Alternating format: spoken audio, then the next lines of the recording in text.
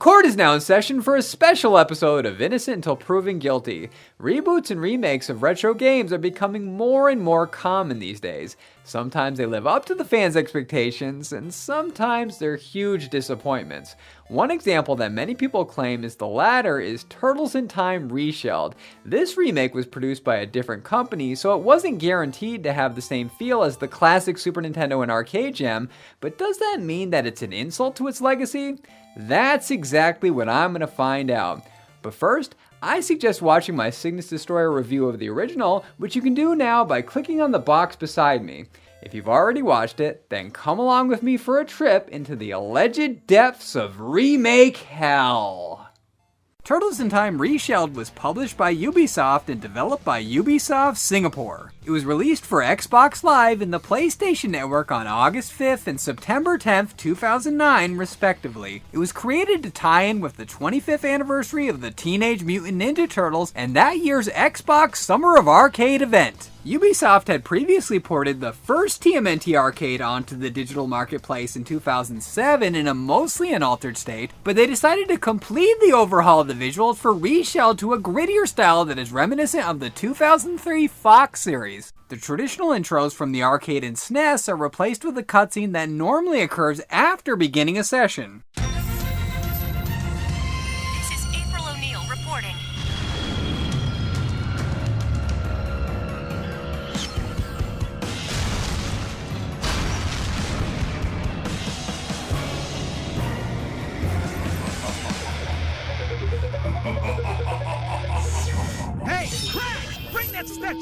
It goes without saying that this is definitely a graphical step up, and it retains the overall tone of the predecessor, which I appreciate, so we're off to a decent start. Reflecting the current gaming scene, Reshelled features options for online multiplayer, leaderboards, and achievements. I've read that there's an issue with the co-op where a friend can't join a match that's already in progress, but I don't have first-hand proof of this. I tested the online capabilities with my buddy Jay, and luckily we didn't encounter any problems, so hooray for last-gen servers still being active. There were 3 of us in the party, so we had the majority of the TMNT represented. Naturally, I chose my favorite since childhood, Donatello, and I was ready to wield my deadly bow for what would hopefully be an enjoyable experience. I knew that this wasn't going to be my Turtles in Time, but I had an open mind about what I was about to face. Fortunately, Reshelled sprinkles in plenty of references to the Konami masterpiece, starting with the level title cards. Big Apple, 3 a.m. Big Apple, 3 a.m. Sewer surfing. Sewer surfing. Prehistoric Turtlesaurus. Prehistoric Turtlesaurus. Bury my shell at Wounded Knee. Bury my shell at Wounded Knee. Admittedly, they're not as charming, but they still add a dose of nostalgia to ease in veterans such as myself. Technodrome. Let's kick shell. As the initial stage loaded up, my suspicions were largely confirmed. Aesthetically, Reshelled is radically different from what I was used to. The construction site setting is left intact, but it's much darker and less vibrant than the Super Nintendo. That's not to say that the graphics are bad, because they're far from it. In fact, the character and stage designs are nicely detailed. I prefer the retro sprites, of course, but Ubisoft did their job admirably. In regards to the audio department, the voiceover is equally as prevalent as it was in the coin-op. I feel seasick. The VO was handled by the cast of the aforementioned 2003 animated series, who respectfully paid tribute to the cheesy lines that we knew and loved. Oh, my toes, my toes! Oh, my toes, my toes, my toes! The music, on the other hand, was entirely scrapped and replaced with generic hard rock tracks.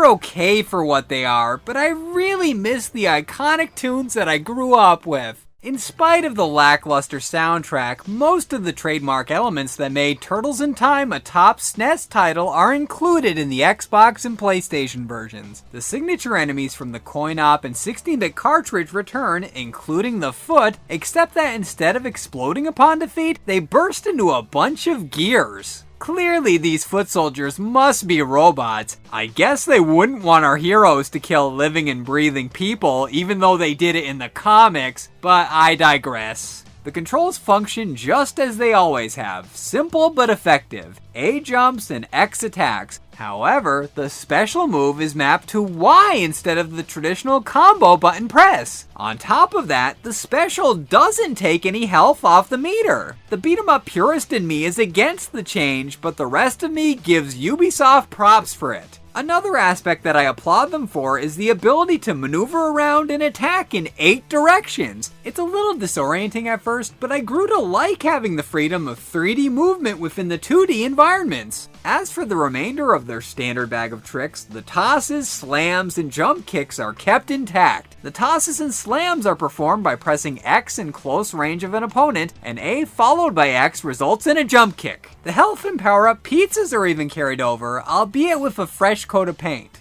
It becomes quickly evident that despite the visual upgrade, this is still Turtles in Time, and the adventure follows the firmly established path of the Big Apple and Alley Cat Blues, leading to the iconic sewer surfing. The levels conclude with the tried and true boss battles against TMNT Rogues Gallery members such as Baxter Stockman and Metalhead, who behave similarly to how they always have. Stockman flies around firing hot lead and other ammo towards the ninja teens below, and Metalhead extends his limbs to pulverize them. Since Konami had nothing to do with this update, the flashing damage indicator is removed, but fortunately there is a health meter to show how well we're doing. The demise of the villains cues a musical sting and our heroes spout their catchphrase.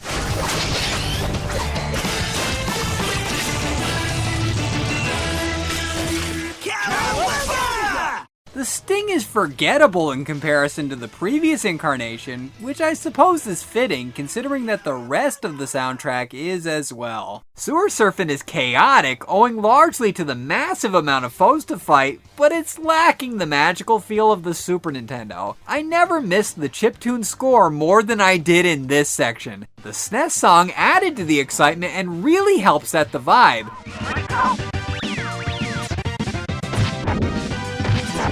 Without it, the action feels slower, like we're plodding along on a sea of molasses.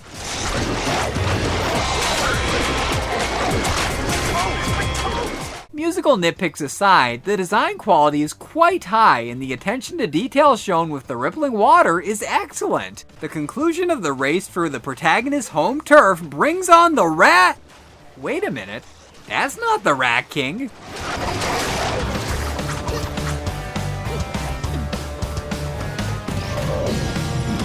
Patience is wearing thin. I am banishing you to a time warp from which you shall never return.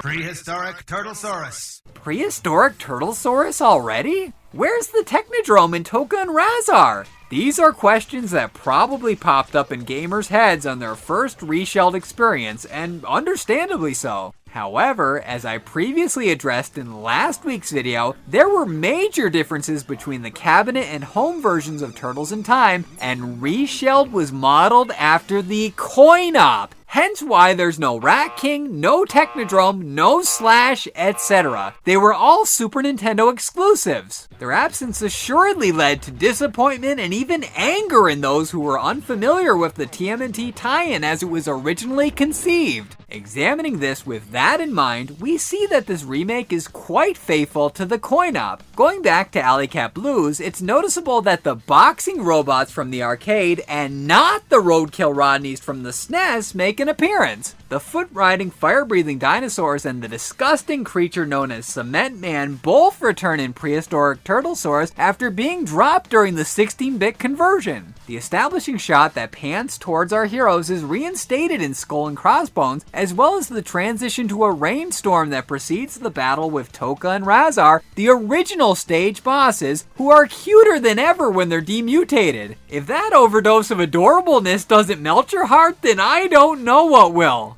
Bury My Shell at Wounded Knee has minor additions to the background, but besides the pan away from the train once Donnie and company defeat Leatherhead, that's about it. Neon Knight Riders ditches the Mode 7 view of the 16-bit console in favor of the typical horizontal side-scrolling perspective of the cabinet. As we're approaching the finale, I'm going to put the spoiler warning on for anyone who hasn't experienced Turtles in Time before. Click the poster to skip past the segment, otherwise we're traveling to the distant future. Krang Starbase deviates from the coin-op by having him exit prior to his imminent destruction.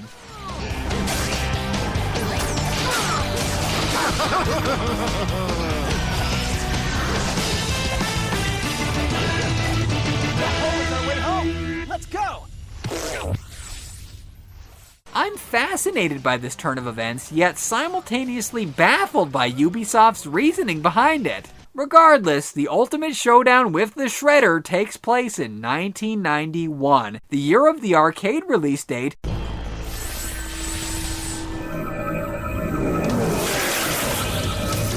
Turtle soup, my favorite. And the ensuing fight is closer in execution to that version, not the buffed up Secret of the Ooze incarnation.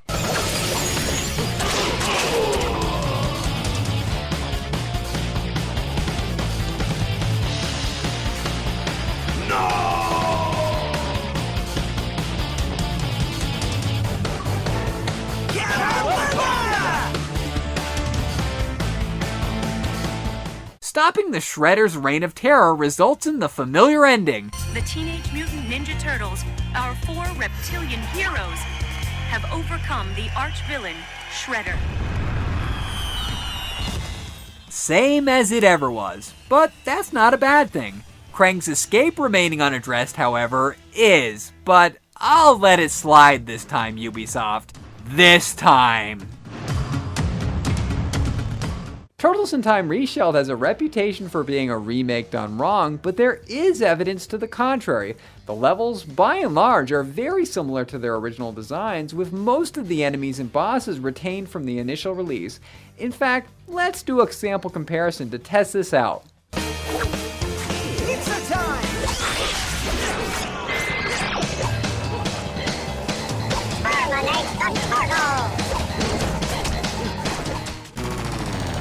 Terminate the turtle. Pizza time!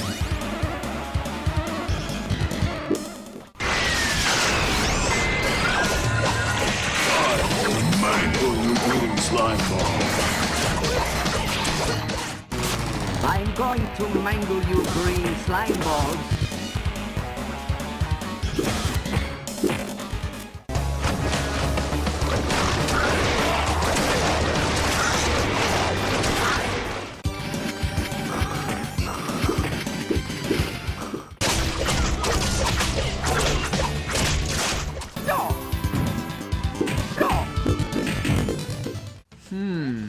It's obvious that this isn't our Turtles in Time, but does that mean that it's a disgrace to this quintessential beat 'em up? Let's turn it over to the breakdown to find out. Ubisoft got it right with their port of the first TMNT arcade, so I'll never comprehend how Reshelled became what it is. The graphics are the only aspect that saw an improvement, and to be honest, I'll take the sprites and pixels any day over this dull mess. The Super Nintendo's color palette was warm and vibrant. Plus, the art style made it feel like playing an episode of the '87 cartoon, and that was very appealing to an '80s kid such as myself. Reshelled's greatest sin is that it sacrificed the amazing soundtrack for this bland background noise. Ubisoft's effort can best be summed up as Disappointed! Prepare to die! Face the wrath of Super Krang!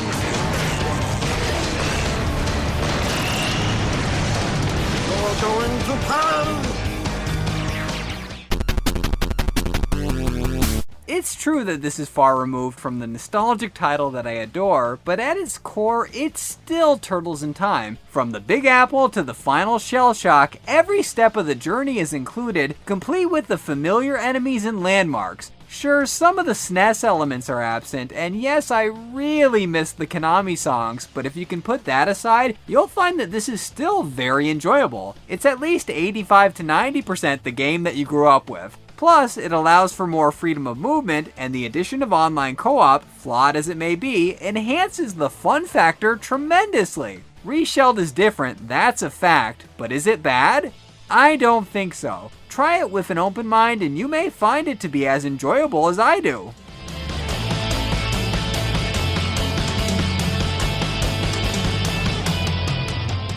In the case of Turtles in Time Reshelled, I rule that the verdict is innocent. This was a clear-cut decision for me. Honestly, I don't think this is bad at all, and I kept saying that to my buddy Jay when we played through it. I was actually shocked to find that I liked it as much as I did, considering my love of brawlers was shaped by the Nintendo port. I could have easily been biased into disavowing this, but I didn't. I set my treasured memories aside and I examined it based solely on its traits. I saw that it's pretty good in its own right and worthy enough of carrying the name of the genre heavyweight. I would normally recommend seeking this out now, but since Reshelled was removed from the marketplace in 2011, that's nearly impossible at this point. If my friend Jay hadn't owned and given me access to his copy through Xbox Magic, this video wouldn't have existed, so a huge thanks to him for that. Speaking of the Xbox, Jay has a show called Viridian Flashback where he reviews original Xbox games, which I highly suggest checking out by clicking on the projection screen behind me. They're very entertaining and informative. Anyway, now that this unfairly maligned remake has finally received the proper justice that it deserves, there's a rainbow signal in the sky that needs my attention. Come back next week for that, but until then, court is now adjourned. Thanks for watching, everyone. Come back next week for an all-new LJN Defender, but until then, you can check out these videos on the screen right now. On the upper left-hand corner, even though I already mentioned this and probably most of you have already seen it, I figured why not link again the last week's review of the Cygnus Destroyer review of the original Turtles in Time. So if you just want to watch it again, or if you didn't watch it before somehow, you can watch it now by clicking right there on the left-hand side. Now in the upper right-hand corner, speaking of remakes, that's my last Cygnus Destroyer top 10 on top 10 retro games that deserve a reboot or remake. It's a lot of fun. I had a lot of fun making that list, and I think you'll have a lot of fun watching that, so check it out. Now, in the bottom left-hand corner, that is just the Innocent Until Proven Guilty playlist. So if you're new to the series and you want to go back to the beginning with Bugs Bunny Birthday Blowout, well, you can do so by clicking that right there, and it'll have all of them in a row, and you can watch them if you want and have a good time. And as always, for anybody who's new to the channel, if you like what you saw and you want to see more, click that red box right there and that'll subscribe you to the channel and you'll be able to keep up to date with all my current content. So like I said before, come back next week for a new LJN Defender, but until then, I will talk to you guys later. Bye-bye!